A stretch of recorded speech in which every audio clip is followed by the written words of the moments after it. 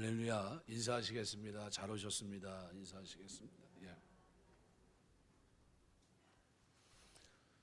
배경이 되어주는 사람이라는 말씀의 제목을 가지고 생각하면서 은혜를 나누려고 합니다. 제가 지금 축구를 굉장히 좋아하는데, 우리 이제 EPL에서 이제 움직이는 손흥민 같은 선수는 그 팀에서 토트넘이라는 팀에서 좀 미들 같은 데서 좀 많이 이렇게 지원이 돼야 되는데 지원이 안 됩니다. 1년 내내 그래서 어려움을 당했고 지금 뭐 어떻게 될지 잘 모르겠는데 이제 뭐 계속 남아 있을지 다른 팀으로 이적을 할지 뭐 진로를 많이 고민하게 되는데 다른 팀 같은 경우는 중간 미들에서 움직이는 사람들이 굉장한 도움을 많이 줍니다. 결국은 공격만 할 수 있는 능력을 갖추게만 해주면 많은 득점을 올릴 수 있는데 그러지 못하죠. 우리가 살아가면서 뒤 배경이 되어준다고 하는 것은 대단히 중요합니다. 우리가 우리 예수님께서 이 땅에 오셔서 십자가 지시고 우리를 위해서 이제 하나님의 영광을 위해 살 수 있는 배경이 되어주셨습니다. 하나의 미랄로 땅에 썩어지는 이와 같은 죽음 십자가의 은혜를 통해서 이런 배경이 됐는데요. 오늘 본문에 보시면은 갈렙이라고 하는 사람이 등장합니다. 그의 생애를 특정짓는 한 단어가 있다면 온전이란 단어예요. 온전히 쫓았다. 온전히. 그러니까 하나님이 갈렙을 칭찬하신 것이 바로 그 온전함입니다. 그래서 민수기 14장 24절에 보면 내 종 갈렙은 그 마음이 그들과 달라서 나를 온전히 따랐은즉 그가 갔던 땅으로 내가 그를 인도해 드리니 그의 자손이 그 땅을 차지할지라. 가나안 땅 그 남쪽에서 북쪽까지의 길이가요 한 160km 정도 됩니다. 160km 정도면 어느 정도 되냐면요, 서울시청에서 대구시청까지의 거리가 162km라고 합니다. 거리가 그 정도 돼요. 정탐을 하는데 정탐꾼으로 뽑았거든요. 40일간 정탐을 합니다. 일반 사람이 도보로 만일 가게 되면 얼마나 걸리냐면 한 일주일 정도면 갈 수 있는 거리예요. 천천히 뭐 걸어도 한 일주일. 산악을 있다 할지라도 열흘 정도면 충분히 볼 수 있는 것인데 만약 갔다 온다 했을 때 넉넉 잡고 한 20일 본다고 한다면요, 40일 정탐이면 아주 자세하게 정탐한 겁니다. 구석구석 돌아보면서 그리고 정탐을 해서 온 겁니다. 그리고 돌아와서 보고를 했죠.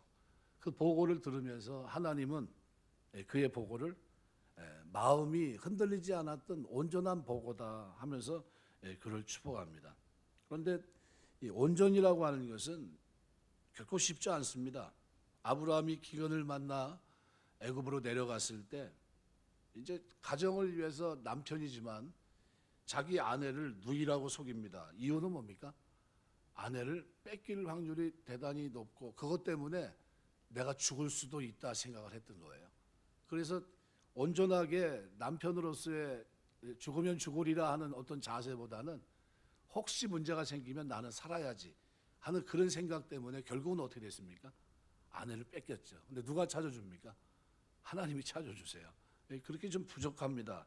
그래서 믿음으로 본다면 사람의 어떤 도덕성을 본다면 온전치 못했던 사람이 아브라함이고 모세도 지면에 누구보다 온유했던 사람이라고 민수기 12장에 말씀하고 있지만 온전하지 못했습니다. 자기 감정을 억누르지 못하고 결국 광야의 지도자로 끝납니다. 약속의 땅 가나안을 받지만 들어가지는 못하는 불행을 경험합니다. 다윗도 밧세바의 간음과 우리아를 살해하는 이와 같은 일들을 그가 어떻게 해요? 뒤에서 주도하죠.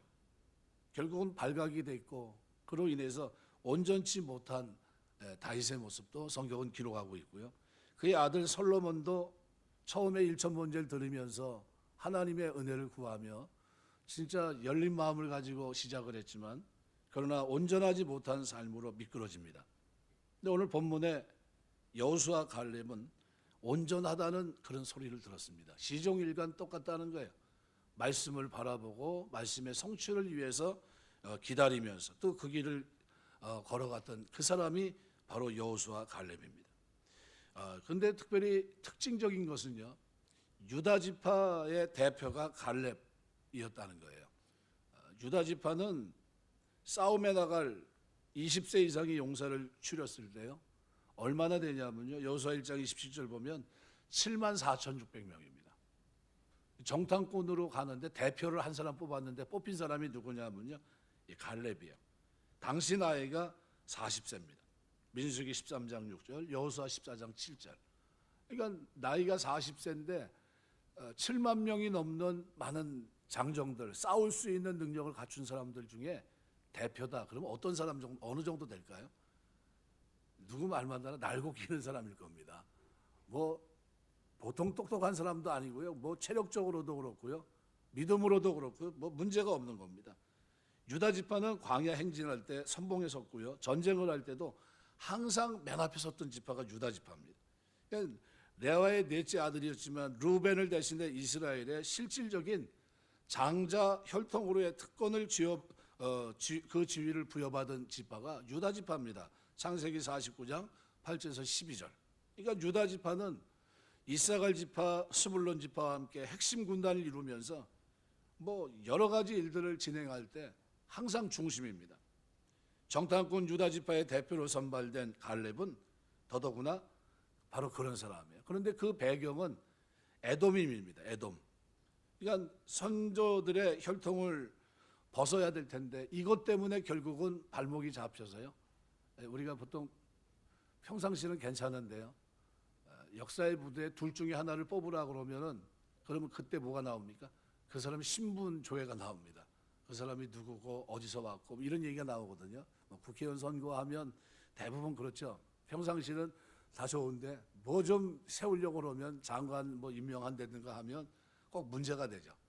그가 뭐 어떻고 뭐 친일이 어떻고 뭐 하면서 뭐 별 얘기가 나오지 않습니까?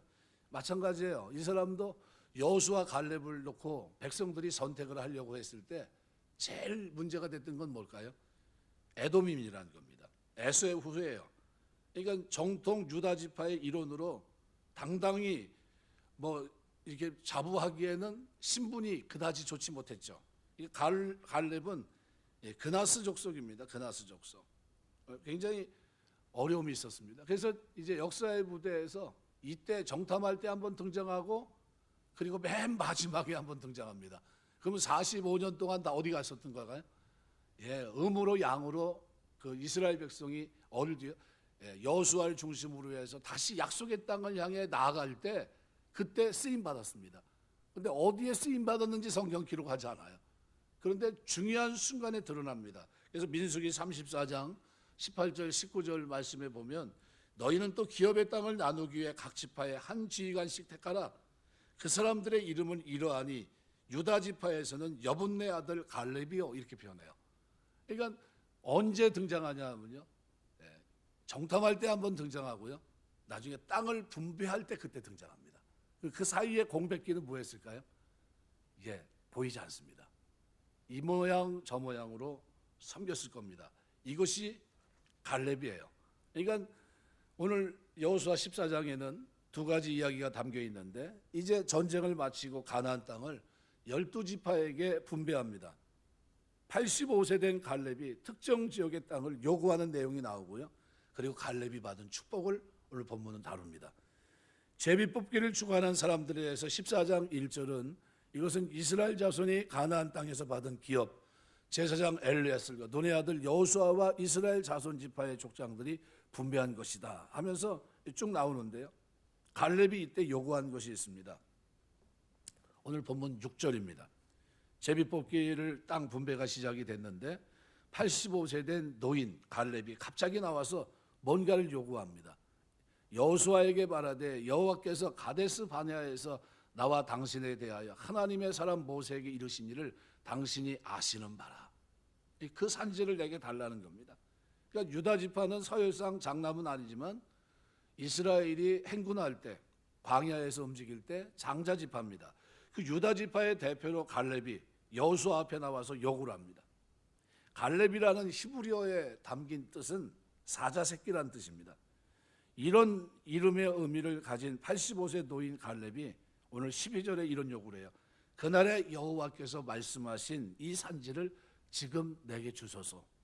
도대체 이 산지가 뭔데 왜 이 산지를 달라고 했을까? 한 번도 드러내지 않고 그냥 묻혀도 될 텐데 45년 만에 등장합니다. 창세기 15장에 보면 하나님이 아브라함 사이에 중요한 구속사직 언약이 이루어지는 현장이 기록이 되어 있는데요. 17절에서 21절입니다. 연기, 해가 져서 어두울 때 연기가 나서 화로가 보이며 타는 횃불이 쪼갠 고기 사이로 지나더라. 그날에 여호와께서 아브라함과 더불어 언약을 세워 내가 이 땅을 애굽 땅에서부터 그 큰 강 유브라데까지 내 자손에게 주린 곧 겐 족속, 그니스 족속, 감문 족속, 헷 족속, 브리스 족속, 르바 족속, 아모리 족, 가나안 족속, 기르가스 족속, 여부스 족속의 땅이니라 하였더라. 그때 유다 자손이 길갈에 있는 것을 쭉 설명하는데요. 이때 나오는 이 그니스 족속이 나오는데요. 이방인의 혈통입니다. 그러니까 오늘 여호수아 14장 6절 보면 갈렙의 족보가 나오는데 그니스 사람 여분네 아들 갈렙 이렇게 소개합니다. 그런데 이 사람이 유다 지파 대표로 나옵니다. 하나님의 구원이 혈통적으로 이루어지는 것이 아니라 아브라함이라는 믿음의 조상을 통해 믿음으로 이루어진 것이라는 이 메시지를 그대로 전달하고 있습니다. 그러니까 갈렙이 헤브론 땅을 요구했는데 이유는 뭘까요? 바로 12절에 그날에 여호와께서 말씀하신 이 산지를 내게 주소서. 헤브론이라는 땅은 우리가 생각할 때 그렇게 좋은 땅이 아닙니다. 왜냐하면요 3040피트예요. 그러니까 산으로 말하면 최고의 고지입니다. 이 땅에는 누가 살았냐? 오늘 12절은 그렇게 표현합니다. 그곳에는 아낙 사람이 있고 성읍들은 크고 견고할지라도 누가 산다고요? 아낙 사람. 아낙 사람 중에 유명한 사람이 있습니다. 누굽니까? 골리앗이죠. 골리앗. 그러니까 헤브론의 옛 이름은 기랏 아르바라. 아르바는 아낙 사람 가운데서 가장 큰 사람이었더라. 그 성읍들은 크고 견고하다. 좋은 땅 달라고 한 게 아니라요. 갈렙이 그 땅을 약속받았지만 세월이 45년이나 흘렀어요. 더군다나 유다 지파의 혈통이 아니면서도 유다 지파의 대표로 나서서 그 산지를 요구합니다. 헤브론을 달라는 거예요. 창세기 13장에 보면 아브라함과 조카 롯이 소유가 많아 동거할 수 없게 되니까 헤어지는 장면이 나오는데요. 14절에서 18절까지 보면 하나님이 내 자손에게 보겠다는 게 북쪽 남쪽 눈을 들어 너 있는 곳에 다 보라는 게 종으로 행해란 겁니다. 내가 너에게 주겠다는 거죠. 하나님이 아브라함에게 땅을 주겠다고 말씀합니다. 그래서 아브라함이 장막을 그래서 어디로 옮깁니까? 헤브론으로 옮겨요. 갈렙이 요구한 땅이 바로 이 헤브론입니다. 헤브론이 아브라함에게는 어떤 땅이었냐면요. 창세기 23장 4절 보시면 나는 당신들 중에 나그네요 거류하는 자이니 당신들 중에서 내게 매장할 소유를 주어 내가 나의 죽은 자를 내 앞에서 내어다가 장사하게 하소서. 그게 그 땅이 헤브론입니다. 그러니까 아브라함의 아내 사라가 죽었는데 아브라함이 유일하게 돈을 주고 산 땅이 바로 이 땅입니다. 헷 족속에서 땅을 삽니다. 창세기 23장 18절 19절 이렇게 표현합니다. 성문에 들어온 모든 헷 족속이 보는 데서 아브라함의 소유로 확정된지라. 그 후에 아브라함이 그 아내 사라를 가나안 땅 마므레 앞 막벨라 굴에 장사하였더라. 마므레는 곧 헤브론이다. 그러니까 아브라함이 여기 살았고 아내도 여기서 장사진. 또 창세기 35장에 보면 27절에 아브라함뿐만 아니라 이삭도 여기 삽니다. 야곱이 또 기랏 아르바 마므레에 가서 그의 아버지 이삭에게 이르렀으니 기랏 아르바는 곧 아브라함과 이삭이 거류하던 헤브론이다 이렇게 표현해요. 그러니까 헤브론의 또 다른 이름이 기랏 아르바입니다. 그러니까 야곱이 아버지 이삭을 장세 전한 후 야곱도 이 땅에 살게 됩니다. 창세기 49장에 보시면 야곱이 이제 임종이 가까워집니다. 12아들을 불러 기도해 주는 내용이 쭉 나오는데 12아들을 한 사람씩 기도해 주면서 지파가 될 것을 예언하고 지파의 그림을 예언합니다. 그때 9절에 보면 유다 지파에 대해서 말합니다. 유다는 사자 새끼로다. 내 아들아 너는 움킨 것을 찢고 올라갔도다. 그가 엎드리고 웅크림이 숫사자 같고 암사자 같으니 누가 그를 범할 수 있으랴. 규가 유다를 떠나지 아니하며 통치자의 지팡이가 그 발 사이에서 떠나지 아니하기를 실로가 오시기까지 이르리니 그에게 모든 백성이 복종하리로다. 이게 유다 지파에 대한 그림인데요.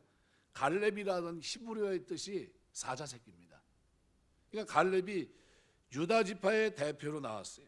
여기 실로는 이 땅에 오실 그리스도를 말합니다. 그러니까 그리스도 유다 지파를 통해 예수께서 오십니다. 아브라함, 이삭, 야곱까지 헤브론 땅에 그토록 집착했던 것은 이 땅에 머물며 살면서 유다 지파의 조상들이 여기 살았기 때문인데, 그런데 그것보다도 유다 지파를 통해서 누가 오시기 때문에요? 예수 그리스도께서 이 땅에 오시기 때문입니다. 갈렙이 단지 믿음이 좋거나 희생정신이 강해서 다른 지파들 가기 싫어했던 헤브론 그 고지를 원했던 것이 아니라, 사실 따지고 보면 그 요구도 있겠지만 또 하나는 진짜 이유는 뭡니까? 예수 그리스도입니다. 이런 구속사적인 집착과 신앙 고백이 헤브론 산지를 달라고 요구하는 갈렙의 신앙 속에 있었던 겁니다. 그래서 갈렙이 여호수아에게 요구할 때 계속 강조하는 부분이, 일관되게 강조하는 부분이 오늘 읽은 본문 가운데 9절에서 12절입니다. 그냥 산을 달라고 하는 것이 아니라 하나님이 말씀하신 산지를 달라고 말합니다. 이 요구 말씀하신 대로입니다. 그래서 10절에 보면 오늘 내가 85세로 돼 모세가 나를 보내던 날과 같이 오늘도 내가 여전히 강건하니, 육체적인 강건만 얘기하는 것이 아니라요, 영적으로도 강건합니다. 40년 전보다 지금이 더 강건하다. 이 말의 깊은 뜻은 40여 년 전에 약속받았던 이 땅, 다시 말하면 실로가 오실 때까지 예언되었던 땅, 유다 지파를 통해 오신다고 약속했던 그리스도, 그 약속의 말씀을 85세가 되도록 여전히 변함없이 붙들고 있는 갈렙의 모습을 보여주고 있는 겁니다. 갈렙은 나이는 들었지만 하나님 말씀 앞에서는 뭐예요? 청년 같은 모습이에요. 그래서 하나님 말씀을 흐리지 않고 붙들고 사는, 날마다 영적으로 소망 가운데 살던 그런 사람입니다. 그래서 이 사람을 오늘 본문은 뭐라고 표현합니까? 온전히 쫓은 자로 표현해요. 온전히. 우리가 신약 그리스도 안에서 예수 그리스도를 쫓아 십자가를 지고 쫓아가는, 나를 쫓아가려거든 제 십자가를 지고 나를 쫓을 것이라 이렇게 분명히 얘기했거든요. 우리가 주님 쫓아갈 때 어떻게 쫓아가야 됩니까? 내가 지고 갈 십자가 지고 쫓아가야. 그건 뭐라고 표현할까요? 그게 온전히 쫓는 겁니다. 우리가 예수님 쫓을 때 자기가 지고 갈 십자가 지고 가시길 주 이름으로 축원합니다. 다 십자가가 있어요. 시집 가면 그 집 구원하기 위해서 십자가를 져야 되는데요. 진짜 힘들게 진짜 신앙생활 하시는 분도 있고요. 진짜 저런 데도 신앙생활 할 수 있을까 싶은 그런 곳에서 말 그대로 전체 시댁 식구뿐만 아니라 친정 식구까지 다 후원시키는 사람도 있어요. 엄청난 십자가죠. 그거를 지고 평생 울면서 기도하면서 복음을 여기서 그렇게 살아냈던 사람들이 얼마나 많은지 몰라요. 이게 뭡니까? 온전히 쫓는 거예요. 하나님이 저와 여러분을 어디 한 곳에 집어넣었을 때는요, 그거 살리라고 하신 거예요. 살리라고, 일으키라고. 어둠 속에 있는 그들을 전인적인 인간, 그죠? 하나님 앞에 육체적으로도 건강하고 정신적으로도 건강하고 영적으로도 건강한, 영원히 구원받는 전인적인 인간, 하나님의 샬롬, 이 축복이 임할 수 있는, 하나님과 평안을 누릴 수 있는 그런 관계를 만들 수 있는 온전한 자로 저와 여러분을 부르신 줄 믿습니다. 그 일을 위해서 기도하고 전도하게 되시길 주의 이름으로 축원합니다. 오늘 갈렙은요, 일생을 살면서 시종일관 똑같아요. 삶이 바뀌지 않아요. 바로 그 땅을 우리에게 달라는 약속을 붙들고, 그 땅이 어떤 땅인지 뻔히 아니까요. 그 땅에서 계속해서 어떻게 약속이 이루어지는 그때까지 최선을 다하겠다는 겁니다. 두 번째로 우리 본문에서 우리가 생각해야 될 것은 뭐냐 하면, 이런 사람을 우리는 뭐라고 표현하면, 말씀의 성취 속에서 십자가 지는 이 사람들은 배경이 되어주는 사람들입니다. 데이비드 히던 웨런 베이스가 공주한 위대한 2인자들이라는 책이 있는데요, 1인자를 만들기 위해서 2인자들의 수고를 담아놨습니다. 위대한 역사가 이루어진 배경에는 그 사람을 세워줬던 사람들이 있다는 거죠. 마이크로소프트사의 빌 게이츠의 꿈이 실현되도록 도와줬던 스티브 발머 같은 사람, 모태똥이 훨씬 병력이 우세한 장개석 군대를 물리치고 중국 대륙을 장악할 수 있었던 것은 충성스러운 그의 동지이자 2인자인 주은내와의 협력 관계입니다. 사실은 주은내가 더 상관이에요. 모태똥보다 서열도 높고 교육도 더 많이 받은 엘리트 지도자입니다. 이 사람은 우리 한국 사람이에요. 근데 그가 농민들의 마음을 움직이는 호소력이 있었던 모태똥을 보면서 사람의 마음을 움직여요. 이거 뭐가 능력이 있냐면요, 이 언변이 좋아요. 모태똥이. 그러니까 다른 거 다 그만두고 그래서 그 사람을 세워야 되겠다 싶어서요. 자기가 위인데도 불구하고 자기 서열을 최고 서열을 내주고서 스스로 2인자의 자리에 앉습니다. 그러니까 1인자가 될 수 있도록 뒷배경이 되어줘요. 이게 준내라는 사람입니다. 에드 더글라스가 지은 히말리아가 처음 허락한 사나이라는 책에는 영국의 사나이인 에드먼드 힐러리라는 사람의 인류 최초의 에베레스트 정복에 대한 이야기를 다룬 책인데요. 이 힐러리가 나중에 영국에서 자기를 받죠. 경이라는 자기를 받는데, 그런데 이 사람이 훗날 그때 당시의 상황을 자기가 설명합니다. 세르파, 그와 함께했던 세르파 텐징 노르가이는 아주 유명한 사람이에요. 이 사람이 1986년 사망하기 전까지요, 산악인들은 그 사람과 연계해서 산에 오르기를 원했습니다. 왜요? 그 지역을 너무나 해박하게 알았던 사람인데요. 근데 이 사람이 텐징과 함께 처음으로 이제 에베레스트 우리가 정복하게 되는데요. 텐징이 눈앞에 정상을 눈앞에 두고 혼자 오르지 않습니다.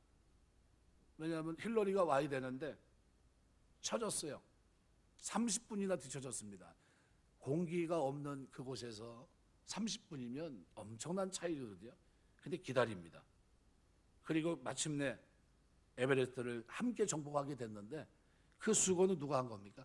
텐징 노르가이가 길도 인도하고 안대하고 기다려주고, 그런 덕에 힐러리가 나중에 어떻게 해요? 역사의 무대에서 이름이 있는 그런 사람이 됩니다. 결국 나중에 둘이 정상에 올랐는데 힐러리와 이 텐징 두 사람, 에베레스트 최초로 정복한 사람이 누구냐 물을 때는 두 사람을 얘기합니다. 그런데 늘 고마움을 느끼는 것은 힐러리 경이죠. 그래서 에베레스트 정상에서 텐징의 사진을 촬영하고 자신은 찍지 않습니다. 텐징을 높여주고자 했던 거죠. 1986년 텐징이 사망했는데 힐러리는 세르파를 위한 공공사업에 생을 다합니다. 왜냐하면 이 사람에 대한 좋은 추억 때문에 자기를 위해서 그렇게 수고했던 이 사람을 잊지 못하고요, 세르파들을 위해서 그들이 다른 사람을 도와주는 일을 할 수 있도록 도움을 주는 역할을 합니다. 우리가 보통 주인공이 되고 싶어 합니다. 지나가다 보면 이 신리천도 이렇게 가다 보면요, 장미를 이렇게 해놓은 데가 참 많아요. 저기도 장미를 해놨구나. 어린이집에도 담장을 보면 장미로 울긋불긋하게, 빨간색도 좋은데 또 노란색도 있고요, 흰색도 있더라고요. 굉장히 보기가 좋습니다. 제가 장미를 이쪽 울타리 속에 한번 해보려고 심어놨어요. 장미를 이렇게 해가지고 내년에 조금 클 겁니다. 그리고 이제 기회가 되면 이제 잘라다가 계속 심을 거예요. 그래가지고 이쪽 라인은 좀 어우러지게 장미꽃이 좀 환히 폈으면 좋겠다는 생각을 가지고 있어요. 몇 년 후면은 장미가 이렇게 좀 울타리가 될 것 같은데요. 우리가 이제 졸업식에, 저는 꽃을 그렇게 좋아하지는 않는데요, 졸업식 가면 보통 꽃다발을 이렇게 해서 주잖아요. 수고했다, 고생했다 하면서 축하한다 하면서 이제 꽃다발을 보통 안기는데, 그때 꽃 될 수 있도록 장미의 가시를 가려주는 역할은 어떤 꽃이 합니까? 안개꽃입니다. 안개꽃. 이 안개꽃이 전체를 다 휘감아요. 그래가지고 주면 뭐가 빛납니까? 장미꽃이 빛나요. 그 장미에 빛나는데 이 장미 가시가 다 가려져요. 숨겨지고. 그리고 축복의 꽃다발이 될 수 있는 역할은 누가 합니까? 안개꽃입니다. 그러니까 세상이 삭막한 이유는 다 장미가 되려고 그러는 겁니다. 안개꽃이 더 중요한데 갈렙은 45년 동안 안개꽃이에요. 그 전까지는 드러나질 않아요. 그냥 묵묵히 섬깁니다. 그리고 45년 후 이제 모든 중요한 일들이 다 끝났어요. 전쟁도 다 끝나고 이제 땅을 분배해야 된다 하는 그때 드러납니다. 그러니까 드러내질 않아요. 이게 아름다운 모습입니다. 그런데 이런 모습이 신약에 보면요, 바나바라고 하는 인물, 그 인물의 삶에서 또 조명이 됩니다. 그 당시 사울은 자기 동족을, 그죠? 그리고 예수 믿는 사람들을 옷을 지키고 돌로 죽이는데 옷을 지키는 사람의 그 역할을 했습니다. 살인자죠. 그런데 이 사람이 부활하신 주님을 만나고, 그리고 3년간 아라비아 광야에서도 기도 생활도 했고, 누구보다도 해박한 성경의 지식을 알고 있음에도 역사의 무대 전면에 등장하지는 못해요. 왜냐하면 유대인들이 그를 기피합니다. 그는 살인자라는 거예요. 누구나 다 알고 있는 그런 사람이라는 겁니다. 그런데 이 바울에 있는 이 가시, 이거를 누군가는 띄워줘야 될 텐데 이 안개꽃 같은 역할을 한 사람이 바나바입니다.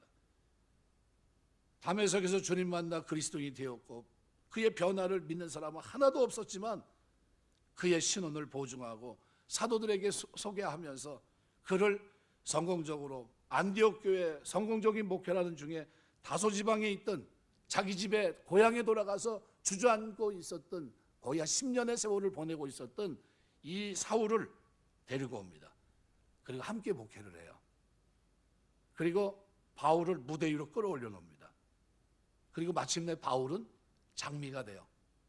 열세권의 서신을 쓰고 이방인들에게 복음을 증거하는 엄청난 사역을 그가 이뤄내갑니다. 바나바는 뭐했을까요?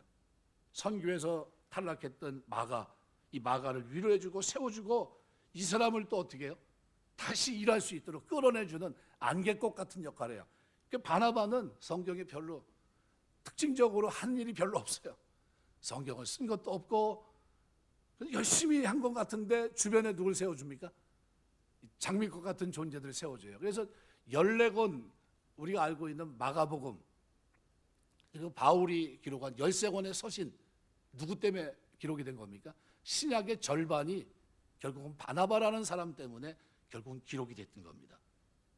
마가도 위로해 줬고 신약 성경 27권 가운데 13권 이 편지를 볼 수 있도록 모두가 다 전면에 서서 장미처럼 자기를 드러내려고 하는 그 시대에 바나바는 2인자로서 아름다운 배경이 되신 겁니다. 마태복음 20장 26절 27절에 보면 너희 중에 그렇지 않아야 하나니 너희 중에 누구든지 크고자 하는 자는 너희를 섬기는 자가 되고 너희 중에 누구든지 으뜸이 되고자 하는 자는 너희의 종이 되어야 하리라. 우리 주님이 이 땅에 오셔서 섬기는 자로서 종으로서 이 땅을 살아갑니다. 말씀의 성취를 위해서 묵묵히 어떻게 십자가 지시면서 안개꽃 같은, 그래서 오늘 우리가 하나님의 놀라운 축복, 영원히 전인적인 하나님의 자녀가 되는 이 축복을 예수께서 십자가 지심으로 담당하시면서 우리에게 주신 겁니다. 세계적인 지휘자 가운데 레너드 번스타인이 한 기자가 번스타인에게 그런 질문합니다. 오케스트라를 구성할 때 제일 구하기 어려운 연주자가 누굽니까? 이렇게 질문해요. 왜냐하면 대부분 오디션을 보는데요, 그 사람의 경력, 이력 다 보겠지만요, 다 1바이올린 연주자를 하려고 합니다. 이 바이올린 연주자는요, 말 그대로 그냥 연주만 돋보이지 않는 거예요. 보조 역할입니다. 그러니까 드러나지 않아요. 우리가 가수들 중에서도 얼굴 없는 가수가 있잖아요. 얼굴 없는 가수가 얼굴을 드러내고 하려고 하는데 됩니까? 잘 안 되거든요. 근데 얼굴 없는 가수가 전혀 많이 있었어요. 똑같습니다. 별이 빛나는 것은 밤하늘이 배경이 되어주기 때문입니다. 마찬가지로 신앙 안에서도 바나바 같은 사람이 필요하고요, 오늘 본문에 기록이 되어 있는 바로 이런 갈렙 같은 사람이 필요한 겁니다. 여러분 기도하시면서 하나님, 나의 섬김이, 나의 종 같은 섬김이 많은 사람들을 세워주는 섬김이 될 수 있도록 인도해 주옵소서. 기도하시고 그렇게 쓰임받게 되시길 주의 이름으로 축원합니다. 하나님 나라에서 가장 아름다운 사람은 누굴까? 이렇게 소리 없이, 이름도 없이, 빛도 없이 배경이 되어주는 사람이 아닌가 생각이 됩니다. 그럼 이렇게 살아간 사람들에게 그러면 하나님 뭘 축복하십니까? 오늘 13절에서 15절에 보면 이렇게 얘기합니다. 갈렙은 헤브론 땅을 기업으로 받는 축복을 얻게 되고요, 여호수아는 갈렙을 잊지 않습니다. 하나님의 비전을 가진 그를 축복하십니다. 갈렙이 무대 뒤에서 충성스럽게 섬겼던 것을 하나님은 보고 계십니다. 그니스 사람이었고 에서의 후예였고요, 하나님은 그를 유다 지파에 속하게 하십니다. 그것은 그야말로 은총의 사건입니다. 창세기 36장 9절에서 11절 보시면요, 세일산에 있는 에돔 족속의 조상 에서의 족보는 이러하고 그 자손의 이름은 이러하니라. 에서의 아내 아다의 아들은 엘리바스, 에서의 아내 바스맛의 아들은 루엘이며 엘리바스의 아들들은 데만과 오말과 스보와 가담과 그나스요. 이렇게 기록합니다. 여기 에서의 후에 12지파에 속할 수 없었지만 하나님의 은혜로 유다 지파에 속하게 됩니다. 그러니까 갈렙의 아들이 훌인데요. 성경에 훌을 유다 지파라고 말합니다. 출애굽기 31장 1절 2절 보시면 이렇게 말해요. 여호와께서 모세에게 말씀해 이르시되 내가 유다 지파 훌의 손자여 우리의 아들인 부사레를 지명하여 부르고. 그러니까 아무것도 아닌 것 같았는데, 섬기면 아무도 알아주지 않는 것 같았는데 누가요? 하나님이 아시고요. 그를 유다 지파에 속하게 하고 후손이 중요한 역할을 할 수 있도록 하나님이 축복하십니다. 갈렙은 85세가 되도록 무대 뒤에서 2인자의 삶을 살았고요. 나이를 초월해 헌신합니다. 이 산지를 내게 주소서. 헌신할 수 있었던 것은 말씀에 대한 비전, 예수께서 이 땅에 오신다는 비전이었습니다. 우리가 하나님의 말씀을 믿고 능력을 믿을 때 우리가 나이를 초월한 헌신을 할 수 있습니다. 여호수아 14장 12절 보시면 여호와께서 혹시 나와 함께 하시면, 만약 나와 함께 하시면, 아주 겸손한 신앙의 고백이죠. 갈렙은 하나님의 능력을 받은 사람입니다. 홍해도 가르고 요단강도 건너게 하시는 하나님의 능력을 받고요. 여호수아로 하여금 31명의 왕을 정복해 하신 그 능력도 받습니다. 태양을 멈추고 달을 멈추게 하신 하나님의 능력도 받습니다. 우리가 하나님의 능력을 믿을 때 갈렙처럼 보이지 않는 것에서 헌신하게 되는데 하나님이 헌신한 그들을 가만두지 않습니다. 반드시 어떻게 해요? 12지파에 포함되게 하신 것처럼요 축복하십니다. 또 하나님 말씀을 확신할 때 우리가 나이를 초월한 헌신을 할 수 있습니다. 여호수아 14장 12절 기록대로 내가 필경 여호와의 말씀하신 대로 그들을 쫓아내리이다. 예. 갈렙의 확신은 하나님 말씀 약속에 근거한 겁니다. 아브라함이 75세에 새로운 미래를 향해서 자기의 인생을 내어 던집니다. 창세기 12장 4절 보면 아브라함이 여호와의 말씀을 쫓아갔고 그랬거든요. 룻도 그와 함께 갔다 표현했는데 오늘 본문의 갈렙은 여호와의 말씀 앞에 그렇게 충성했습니다. 그래서 여호수아 14장 9절은 이렇게 표현해요. 그날의 모세가 맹세 이르되 내가 내 하나님 여호와께 충성하였은즉, 이렇게 합니다. 무슨 말입니까? 온전히 쫓았다는 거예요. 온전히 쫓았다. 내 발로 밟는 땅은 영원히 너와 내 자손의 기업이 되리라. 그리고 그 땅을 영원히 그 자손과 기업이 되게 했는데 원래는 들어갈 수 없는 사람이 유다 지파의 대장이 되고 그 후손이 어떻게 해요? 유다 지파에 속해서 살아갈 수 있도록 하나님이 축복하신 겁니다. 말씀 맺겠습니다. 제가 이제 우리 한국 교회사에서도요 아주 유명한 일화가 있습니다. 이자익 목사와 조덕삼 장로인데요. 김제에 보면 117년 된 한옥 예배당 금산교회라는 교회가 있는데요. 우리나라에 둘만 남은 기역자 예배당입니다. 근데 원래 일자보양집의 부엌이나 외양간을 직각으로 붙인 옛 고패집을 닮았지만 마루가 없고 방문이 없어 모두 벽입니다. 대신 기역자 양쪽 마구리에 하나씩 문을 달아 드나드는데 문 위에는 대한예수교 장로의 금산교회라고 편액이 붙여 있습니다. 이 금산교회는 조덕삼이라는 마을 지주, 그리고 미국 남장로의 소속 데이트라는 선교사, 나중에 한국명으로는 최의덕으로 바꿨죠. 이 사람이 이제 전도를 해가지고 전도를 받고서 유교 집안이었던 이 사람이 기독교로 개종합니다. 워낙 이 사람이 재산이 많은 재력가였습니다. 비단 장사도 인삼도 또 마방도 있었던 그런 집입니다. 그러니까 동네 거의 사랑방 같은 역할을 하면서 특별히 선교사의 가르침, 말씀을 듣게 됐는데, 근데 이 집에 마방에서 일하고 있던 이자익이란 머슴이 마부와 일꾼으로 지내다가 이제 경상남도 남해 출신입니다. 이 사람이 6살의 고아가 돼서 이제 아주 고된 머슴살이를 하고 마방에서 일을 하고 있었죠. 그러다가 하나님 말씀을 듣다가 예수님을 영접합니다. 1906년 6월 금산교회에서 이자익은 주인 조덕삼과 함께 박하서라고 하는 이 세 사람이 집사 임명을 받습니다. 교인들이 소나무를 베어와서 기역자 교회를 지은 이듬해 1907년 새해 첫 주일에 전주에서 조사를 대동한 데이트 선교사가 와서 예배를 인도한 후에 새 일꾼을 발표합니다. 그동안 우리 금산교회도 많이 발전했으며 제가 올 수 없는 날도 많아질 것 같은데, 그래서 2명의 영수를 발표하겠습니다. 그러니까 주요 직분이 뭐냐면요, 교회 살림 행정을 맡고 목사나 장소를 세울 때 설교관이 맡아서 하는 주요 직분입니다. 영수 직분은 요즘으로 말하면 뭡니까? 전도사, 강도사, 교회 목사 정도 됩니다. 그러니까 선교사는 마을 지주인 조덕삼 집사와 머슴 이자익 집사를 영수로 임명합니다. 같이 임명했으니까 난리가 났죠. 어떻게 상전하고 종이 같은 이제 집사가 된 거죠. 같이 임명을 받았고 영수가 된 겁니다. 당시 사회로는 상상할 수 없었지만 교인들은 기쁨으로 받았습니다. 그리고 점점 교인들이 모여들면서 세례교인이 30명이 넘어가고, 영수를 세우고 2년 후 장로 투표를 했는데, 그런데 조덥삼 영수가 장로가 될 거다 예측을 했는데, 그런데 그게 아니라 의외로 이자익이 피택이 됩니다. 12살 어려요. 이 교회 그야말로 큰 시험거리가 될 만한 그런 일이 지금 벌어진 겁니다. 상전은 어떻게 해요? 떨어지고, 종으로 있던 이 사람은 12살이나 어린데도 피택이 된 거예요. 그러니까 문제가 생길 것 같으니까 이 조덕삼 이분이 나가서 얘기를 합니다.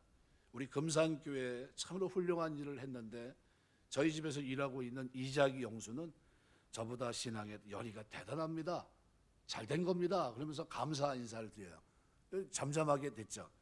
데이트 선교사는 많은 어려움이 있었죠. 그래서 이 문제를 그가 자기 선교사 동료 레이놀즈한테 한국 명은 이눌서인데, 이 사람에게 편지를 보내면서 있었던 일을 보냅니다. 선교사님, 제가 당해 구역에서 장로를 선출했는데 지주는 낙방하고 그 집에서 일하는 머슴이 장로로 선출된 일이 있습니다. 놀라운 것은 지주가 나와서 참으로 감사합니다 인사하는 것이 아니겠습니까? 하면서 편지를 보냅니다. 이건 양반과 천민의 차별이 심했던 그 시대, 조덥삼 영수는 군말 않고 12살이나 아래인 머슴을 장로로 섬깁니다. 이게 가능합니까? 굉장히 조선시대 말이거든요, 그때가. 나중에는 이자익이 신학교에 들어가는데 목사가 되는 일체 경비를 조덥삼 영수가 도와줍니다. 목사가 됐는데 금산교회 당회장으로 청빙받는 일을 누가요? 또 앞장서 합니다. 결국 이자익이 금산교회, 그 다음에 원평교회를 목회하면서 전북 노회장, 장로회 총회장을 3번 지내고 대전신학대학을 설립하는데 중요한 한국 장로회 헌법의 기초를 닦는 그런 역할까지 이 사람이에요. 그러니까 주인과 머슴, 장로와 목사 간의 우정이 지금도 이 기억자 예배당에 아주 솔향처럼 살살 번지고 있는 거죠. 이 조덥상 장로는 머슴에서 뒤처지는 굴욕을 겪었지만 갈렙처럼 오직 믿음으로 그 길을 걸어갑니다. 하나님이 갈렙에게 자손의 복을 주었듯이 조덥상 장로에게 자손의 복을 주셨는데, 아들 조영호 역시 장로로 부친이 세운 민족학교 유강학교 교장을 지냈고, 3.1운동 때 태극기 때문에 많은 어려움을 경험했지만 일본 경찰에 체포되고 곤욕을 치르고 북간도로 건너가 독립활동을 하면서 제대로 한국 해방을 위해서 일했고요. 그의 아들, 언론인이자 사선 국회의원, 주일대사를 지낸 조세영, 이 사람 의원 역시 할아버지, 아버지를 이어서 3대 때 장로를 섬기다 별세합니다. 52세의 짧은 생을 살다 갔지만 조덥산 장로 생애는 짧았지만요, 그가 보였던 열심, 겸손의 이 미덕은 성도라는 것이 이런 거구나. 어떤 역할입니까? 안개꽃 같은 삶을 살아갑니다. 아무도 그를 돌아보지 않고 인정해 주지 않아도 하나님 앞에서 하나님의 교회가 든든히 세워져 가고 하나님 말씀이 흥황하고, 그러면 어떻게 해요? 그걸로 기뻐하면서 그 길을 걸어갑니다. 그 후손을 하나님이 복되게 하셨죠. 말씀하겠습니다. 오늘 본문의 갈렙은 역사의 무대에서 그 당시로 보면요, 출애굽하고 12정탐꾼을 보낼 때 그야말로 많은 사람들이 40년간 장례 지내는 걸 지켜본 사람이 누굴까요? 갈렙입니다. 그러면서도 흔들림 없이 45년이 지난 후에 이제 모든 것이 정리가 되고 이제 전쟁도 다 마감되면서 땅을 분배하는 그 중요한 순간, 그때 어떻게 해요? 헤브론 산지, 아직도 해결되지 않은 그 땅을 나에게 달라는 거예요. 그리고 그 땅을 향해서 묵묵히 나아가면서 여호수아의 시름을 덜어줍니다. 과연 그 땅을 누구에게 분배해야 될까? 고민거리 아닙니까? 안악자손이 살고 있는 그 땅, 3m짜리가 살고 있는 그 땅에 앞으로도 전쟁을 치르고 완성하려면 아직도 멀었는데, 그런데 그 땅에 누가 들어가요? 예, 갈렙이 갑니다. 그 후손을 하나님이 축복하십니다. 이런 우리가 살아가면서 때로는 이 길을 걸어갈 때 나는 아무도 알아주는 사람이 없어. 뭐 내가 이렇게 한다고 해서 뭐 하나님이 알아줄까? 성도가 알아줄까? 이렇게 생각할 때가 있습니다. 그런데 분명한 것은 하나님이 알아주세요. 그리고 후손을 복되게 하십니다. 반드시 하나님이 돌아보시고요. 그 섬김, 그죠? 장미꽃 주변을 가시를 덮어주고 세워주는 그 역할의 안개꽃은 남들이 볼 때는 별거 아닌 것 같은데요. 초라해 보이고 두드러지지 않는데요. 그런데 하나님은 그 안개꽃 같은 그 삶을 깊이 보십니다. 십자가를 지고 가는 그 길에 하나님은 반드시 복을 주실 줄 믿습니다. 여러분의 삶에 이런 은혜와 복이 믿음 생활 속에 늘 넘치게 되시길 주의 이름으로 축원합니다. 기도하겠습니다.